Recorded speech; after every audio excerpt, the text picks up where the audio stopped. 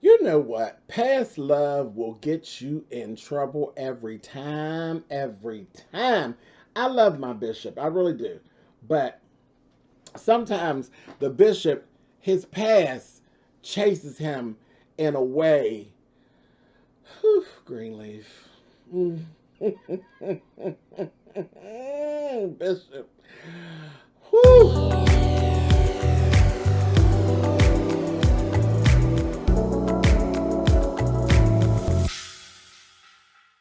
Hey guys, thanks so much for clicking on the video. This is my review for season 5, episode 2.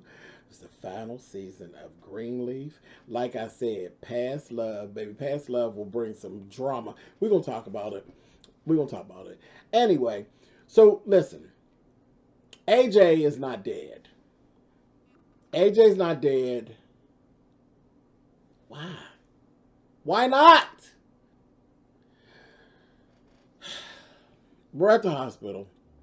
Gigi is being kind of treated like a suspect. There was this doctor that Gigi was dealing with, and that doctor, her bedside manner, I was like, girl, I don't know about you, honey. I don't know about you. You a little stern, honey. She's a little stern for me, for my liking. AJ is, at first he was kind of zonked out. So they had told Gigi and her daughter they could go ahead and go home, that they probably wouldn't be able to see him until the next day anyway, and all of that. But again, like I said, they were kind of treating Gigi like a suspect and asking her, do you have any injuries from the razor that cut him and different things like that. I was like, what is that all about? Like, I mean, you could surely see that this was a suicide attempt and not like an attempted murder or anything. It was weird. But anyway, they sent Sophia and Gigi home, and they said that they probably wouldn't be able to see him until the next afternoon anyway. Next thing we run into Child Charity and Lady Mae. Listen, baby, them two butted heads, because naturally the wedding hasn't taken place because of what happened with AJ. It threw everything off. And Charity come down in the morning, and baby, she's bopping through like everything's all good, and she ran into Lady Mae, and it just, Lady Mae was on one, and she's back fasting, so she's real edgy. And she ended up telling Charity, girl, I only invited you to, she said, Mama, you invited me to the wedding. She said, I invited you because your father made me invite you. If I had it my way, you'd be sitting up underneath a tree with a Bible, just like your favorite character from the Bible. And she said, and who is that? And she said, Judas. I said, oh my God. I was like, girl, why did you even ask? Why did you even ask her? She told her she was her favorite. That Judas was her favorite Bible hero, honey. I said, oh, girl. And she let you know you ain't shit. Lady Mae is too much. Not your favorite Bible hero, honey. Judas, honey.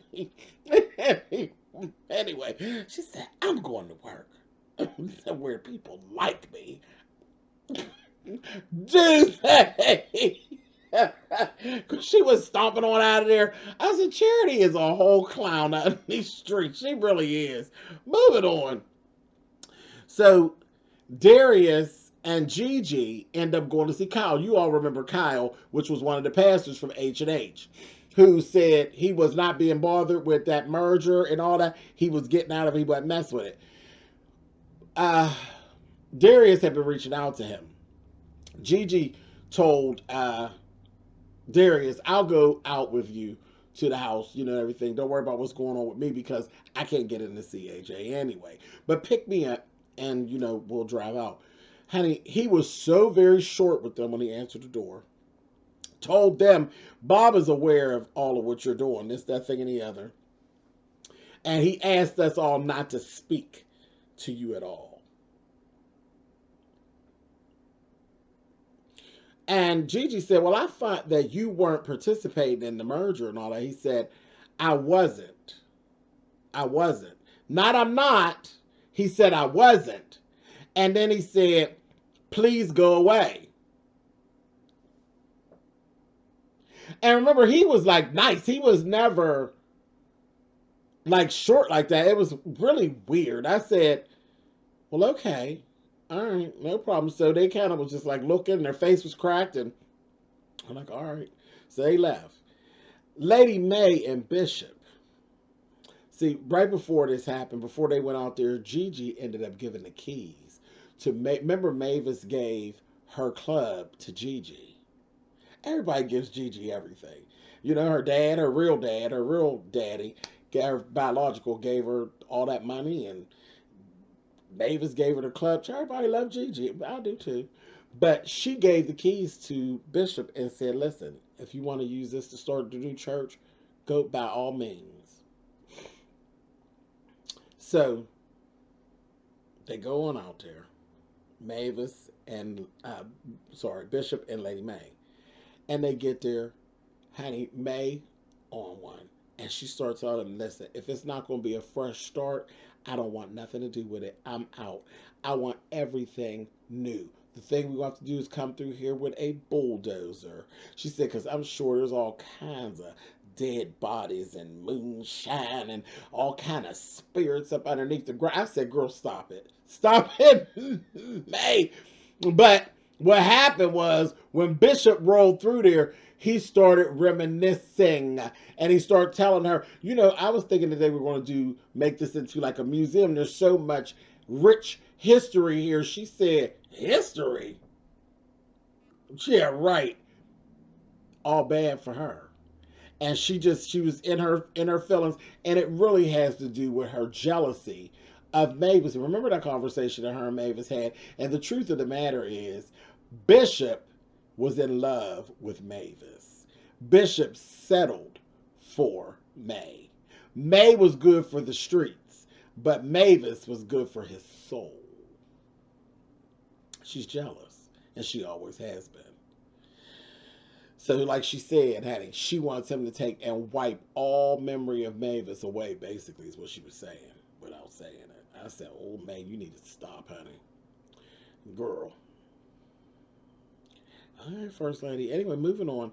Charity and Phil end up having a little run in when she get down there to the office. She goes in, baby, they in there painting her office and moving her stuff out. She's like, what is going on? Listen, Judy done took her office. She roll up in there on Phil. Phil's in there doing something with all this papers and things out. And she says, what is this going on? He said, well, you know, that office has always been the office of the First Lady.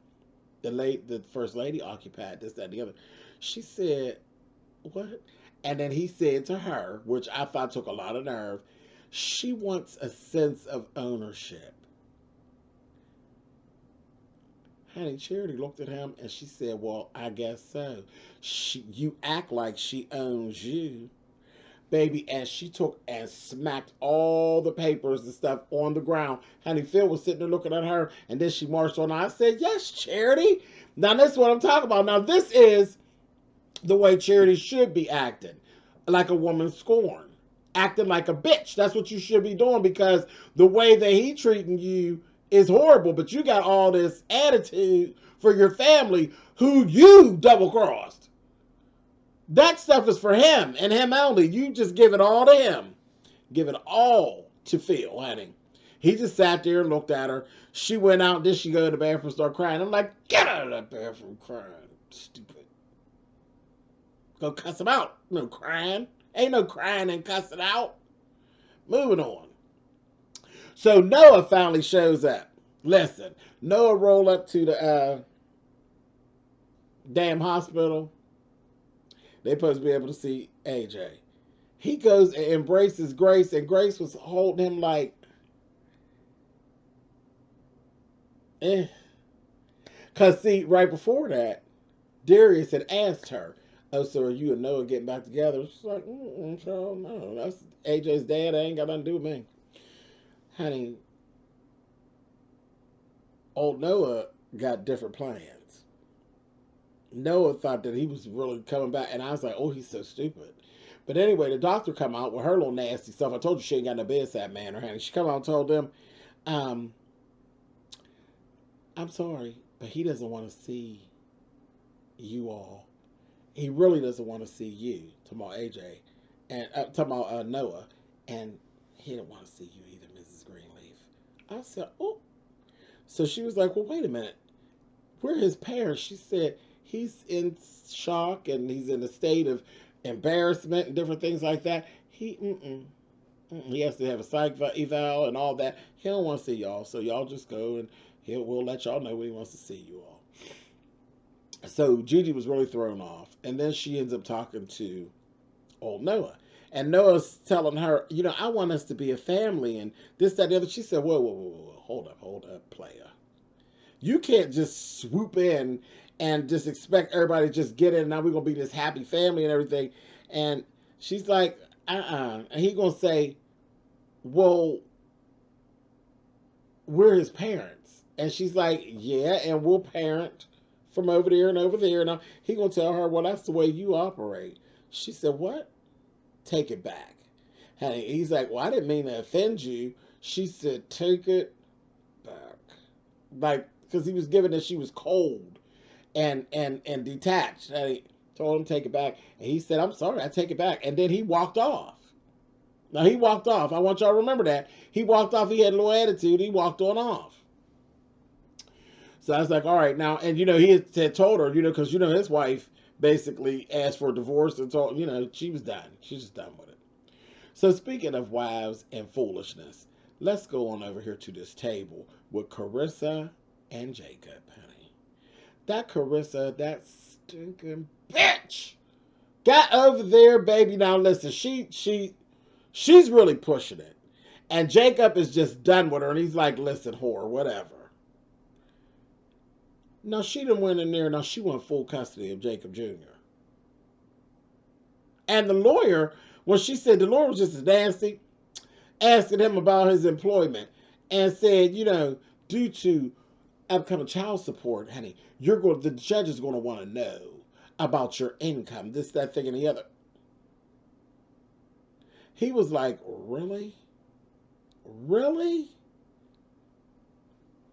He said, I want at least partial custody. How are you just going to have full custody? Naturally, Zora's old enough. Zora's grown. But how are you just going to take full custody of the baby too? Honey, and she said, due to your history. Due to my history? He said, oh, so she don't know about your antics, huh? Huh? Baby, that lawyer looked at Carissa and said, I thought all of this was settled. He was like, you know what? It is. It is. Signed it right away. Carissa, you need to know. You need to know, sis. Black man. When a black man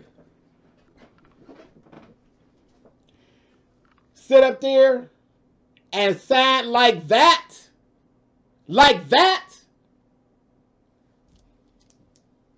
you right. On a son that ain't but about 9 or 10 years old, bitch, he's done with you. He is done with you, bitch. And listen, don't ever be confused. If you find yourself floating, missing, or stinking, bitch, that's on you. Because that's about where he at with you. He is done with you. Done. And men do walk away from children, but not men like Jacob. And he has money and he comes for money. You're sitting around here playing a game of that his parents basically killed off somebody to get where they are financially and status-wise. And you honestly believe that you're just going to snatch an heir? Because that's what Jacob is. Little Jacob, he's an heir. You're going to snatch an heir, a male heir. See, an heiress is a little different. But an heir, a male, they ain't got but one son. You're going to snatch the one son's son. Okay, girl.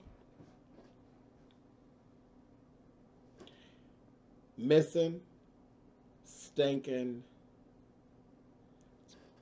floating, or some more shit. Whatever, girl. Anyway, go on with yourself, honey, Miss Carissa. You a mess. Anyways, Zora and Sophia have a little run-in. I ain't going into no whole bunch of details about that. Sophia's being played basically by old boy. He is trying to make it be right with that little girl. The little girl's a whole hot mess. A whole hot mess. Sophia is kind of like at the point she's chasing him. He ain't getting back in touch with her. She ended up calling him, and the little girl Nikki didn't answer the phone, and gonna tell her goodbye. It was all nasty to her. Hung up on her because she answered his phone. Sophia's stupid behind then sent some teddy pictures to try to let her have it. That bitch done blasted them onto the internet. I said, oh my God. I said, girl, Gigi is going to die, honey. She's going to die. It was a whole mess. But Zora finds out that she didn't sleep with the one little boy, and then there's this other little stuff going on, and she kind of forgiving her, but not forgiving her. I'm really sick of Zora. Zora's a bitch. She's just like her mother. And Sophia's just, girl, you just too easy, honey. Your cousin is a mess. But I'm just sick of them. So let's just move on until they do something else. Them titties out there now. That's going to be the next day. That's going to be a mess. Moving on. Charity. Charity down there at this office. Old Judy shows up. So she want to be kissing all on Phil. Being all smart, honey. And he trying to send Charity somewhere to do something. Because first Judy was calling her. So, oh, I thought you would have already done that. And she's like, I would be the best one to do it. And then he asked, well, could you, do it? She's like, sure, I'll do it. And then she told you, she said, and Judy, you do realize. I said, oh, Charity. She said, Judy, you do realize he's only marrying you because your father is making him. He's still in love with me. I said, oh! Come on, Charity. Come on, Charity. I couldn't believe she said that. Phil was sitting there like, Tressa, you bastard. Got you, honey. And that Judy went and said some old mess, honey, and then cussed. And she looked, she said, ooh, look what you got your hands on, honey. The first lady. I said, oh, Charity. She got their ass, honey. She did. Ain't she a piece of work? I said, she ain't shit. Man, still an ass whore. Anyway, moving on. So Charity got points up for that one. Hey, that was good stuff. So Jacob and Carissa got to arguing, honey. And Zora, she got them all together. She told him, she said, so what? Because first she said, you Greenleaf parents, I just can't with y'all. She said, I've been in here watching y'all's son. He had there napping, and you gone, he gone, and the housekeeper watching him. Y'all just doing a bang-up job. I said, oh, no, she's letting them have it. Jacob said, who are you talking to? Y'all. Look, she let them have it. And she said, so when y'all gonna tell me? So y'all getting a divorce, right? Okay? Ain't nothing to be embarrassed about. You all pathetic. Y'all get it together. She walk out. So then Carissa tried to, and that's what she said, you cheating again? She blamed it all on her daddy. And talking shit, he said, you better, girl, don't be in my face. She went on. He said to Carissa, really? Oh, and you okay? You just gonna let that ride? No, that's okay. She was like, He said, you know what? Let me go on and explain to her about your bullshit. And because I'm not just going to sit here and take all the brunt of this. She going to say, I dare you. I dare you. And then I'm going to go and take this wheel and go see what I could get shaking and popping. I said, oh, girl, you going to come up stinking. But she did. She told him, I dare you. He's just standing there. And then she going to say, just like I thought. I said, oh, just... Listen, Jacob, the series is almost over. Go on and choke her out. Go on and choke her ass. Child, that Carissa gonna come up stinking. I'm telling y'all, watch. You know who they should have get her? Gigi, because you know Gigi killed the shit out of you. Gigi killed you and then don't go to jail. Put Gigi on her. Anyway, let me cut it out. Anyway, moving on. So, all right. So Charity ends up coming back to the house. Grace is sitting on the steps. Her and First Lady. First Lady was coming back from down at Faith's grave and gravesite, and her and Grace was having a little moment, and here come Charity. Grace is like, I ain't gonna talk to her. I'm ready to go. And that's what she's like, wait a minute. So is this the way it's going to be? The both of you, like, this is how it's going to be? You know, forever? I'm like, girl, ain't nobody fooling with you. Get your ass out of here. Or whatever. Honey, listen. Then Lady Mae told her, she said, let me tell you something, Charity. She said, you don't know nothing about what's going on. I'm out here mourning my dead child. My child committed suicide. Her child attempted suicide. And doesn't want to talk to her yet. And you, I don't even know what your issue is. You don't even know what real pain is, girl. Get on out of here. And she went on. Next thing we see Charity roll up on Grace with this letter. And she says, what is this? She says, just read it. It's a poem that I wrote to my daughter. You know. So she reads this poem. And she says, that's what I'm trying to tell you, Grace. I understand what it is to lose a child. Honey, Grace looked at her and she said, honey, first of all, what kind of person are you? What kind of person are you, Charity? She said, because first of all, I haven't lost my child. Okay? So all of what you talk about is some bull crap. She said, and what kind of person are you to try to make my child's attempted suicide all about you? What kind of person are you? You ain't shit. Honey, that Charity looked at her because she thought she had done broke through to her sister and told her, you and Mama deserve each other. I said, oh, here you go. Girl, now if Mae would have heard you, she'd have smacked the shit out of you, honey. And she went walking on out of there. I said, see again, that shit, that vitriol you got, that's for Judy and Phil. Don't you be at that Greenleaf house with that foolishness, gal. Anyway, Mae and Bishop. Bishop goes see Mae. I got two things out of this, y'all. This is one of them things we're going to have to talk about. He go in there asking her, because he had asked her, Mae, when we going to get married? You know, she told him, and just another day, James. Just don't ask me a whole bunch of questions. Another day. Go on away from here and leave me alone. He told her, Flag Day, nigga, Flag Day. And she went on. So he come back and ask her again, when we going to get married, Mae? She going to say, James, we already had this conversation. He's like, okay. She's like, remember June 14th? Flag Day? He's like, oh, yeah. Now, I got two things out of this. You know, Bishop, his health ain't the best. You know, he got a touch of Parkinson's and some other little things going on. So I was saying, is Bishop getting a little senile with this? Is that like a touch of Alzheimer kicking in? Along with his shakes and stuff? Because the angst is really high with everything that's going on. So it would trigger what he got going on and possibly some other stuff. Is that what they were hinting toward?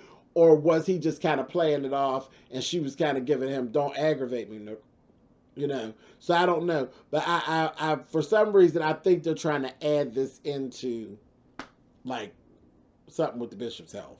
I don't know. Is that just me? Did I just pull that? Or did y'all get that feeling? Leave it in the comments. So, right after that, Mae ends up, something went on with Mae and she's feeling okay now. She's eating, child. She's sitting down there eating. This was funny to me. You know, anytime you get like a scene with Mae that is lighthearted and funny, you got to just suck it up, honey, and soak it in and just crack up. She was eating this pasta salad. It did look good, but she's eating this pasta salad. And Marisol said, oh my goodness, ma'am, is the fast over? Because Marisol, bless her little soul, she was really worried about Mae. She said, is the fast over? And Marisol, she's like, yes, Marisol, The Lord gave me my answer, and she says, well, she says, let me take that from you, ma'am. And she says, that pasta's like a week old. Let me make you something fresh, ma'am. She said, Marisol, if you can go make something fresh, honey, but this pasta is mine. Honey, she's so goddamn hungry. She's so goddamn hungry. She's ready to scratch her up like a Wolverine, honey. This pasta salad is mine, honey. It was so funny. She's sitting there eating. She was saying, "Ooh, a tomato." I thought that was so funny. I was like, that damn May. May is funny when she ain't even trying to be funny. She's just so damn over dramatic. But she was ready to scratch her up like a Wolverine, honey. I said, oh, gee, hungry ass, honey. I thought that was really funny. Anyway, moving on.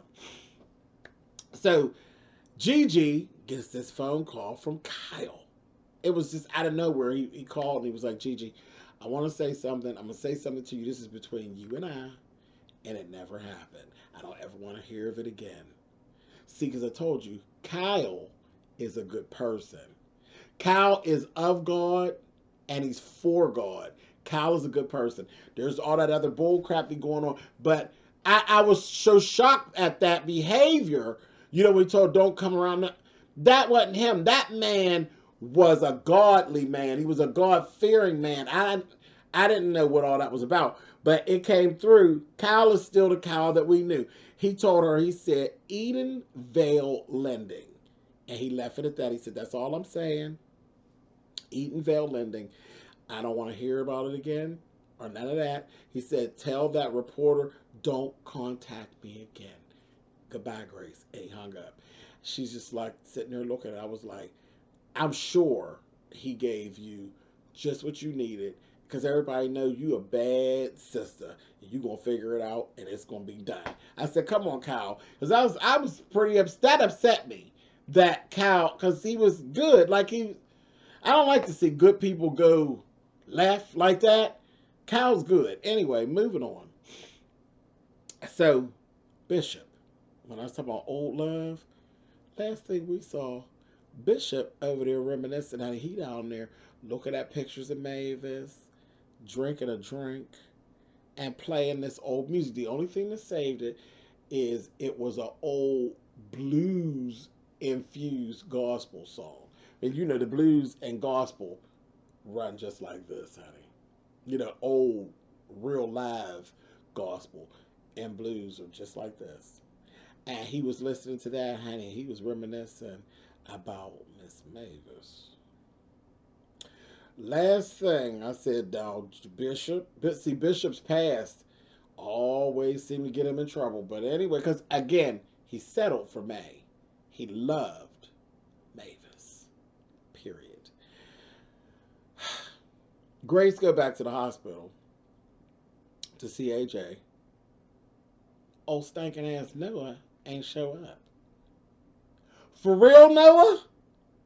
For real. You just ain't show up. So where'd you do?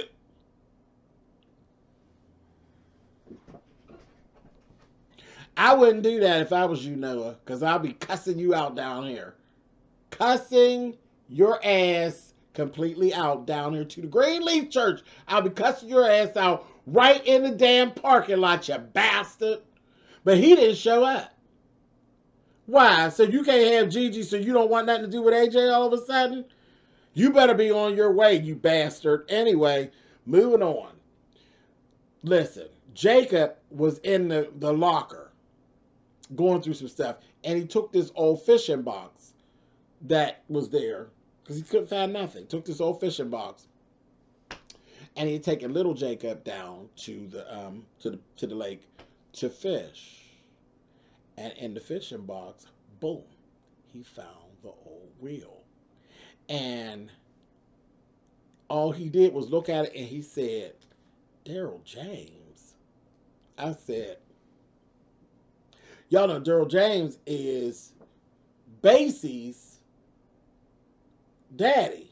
Basie and old hot girl. Hey, that's their dad. I said, That's the man that died in the church and all that old mess that went on. I said, what is this all about? So that was that. He didn't say no more. Just said Daryl James.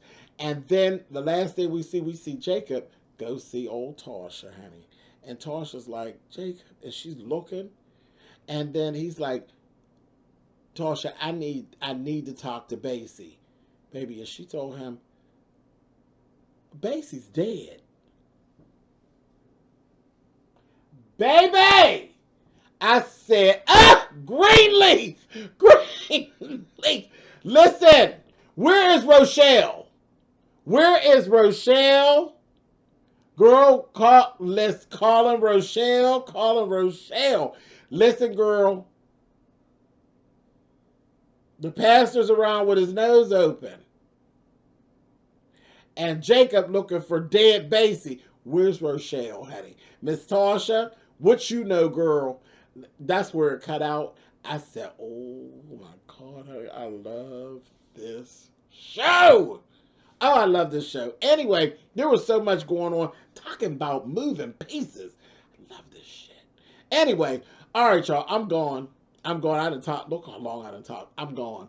I'll see y'all next week, honey. Hit them comments. We will be chatting. There was a lot of comments, a lot of stuff y'all had to say last week. I love it. I love it. I love it. I love it. We are going to enjoy this. It's going to be over, but we're going to enjoy every last bit of it, honey. Every last bit of it. I'll see y'all soon. I'll be in the comments with y'all for the rest of the week. All right. Mwah. I'll talk to y'all later. Bye.